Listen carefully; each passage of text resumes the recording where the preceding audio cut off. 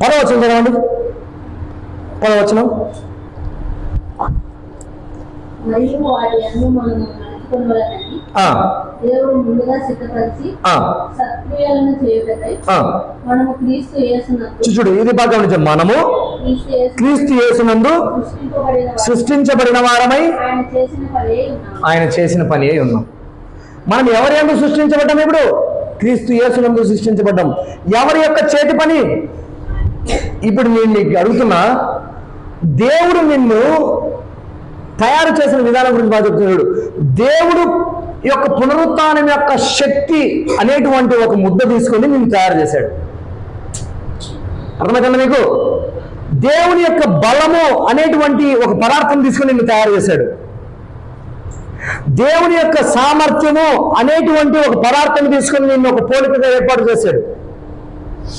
దేవుని యొక్క విజయము అనేటువంటి ఒక పదార్థం తీసుకొని నిన్ను రూపించాడు. ఆయన చేతి పని అయి ఉన్నాడంటే నీవు ఆయన చేతి పని అయి ఉన్నప్పుడు, ఇప్పుడు ఎగ్జాంపుల్, ఇప్పుడు ఈ పోడియం ఎవరి చేతి పని అంటే కార్పెంటర్ యొక్క చేతి పని. దేన్ని తీసుకొని చేశాడు? వుడ్ని తీసుకొని, గ్లాసుని తీసుకొని చేశాడు. ఎస్ఆర్ను దీనికి ఇప్పుడు ఒక పోడియం అనేటువంటి ఒక పోలిక వచ్చింది. ఓకేనా? అలాగుననే ఈరోజు నేటి విశ్వాసపు నూతన నిబంధన సంఘాన్ని దేవుడు దేన్ని తీసుకొని చేశాడంటే పునరుత్థానం యొక్క శక్తిని తీసుకొని నిన్ను ఇలాగూ తయారు చేశాడు. హల్లెలూయా. దేవుని యొక్క సామర్థ్యం, ఎబిలిటీ, స్ట్రెంగ్త్, పవర్, దాన్ని తీసుకొని నిన్ను తయారు చేశాడు.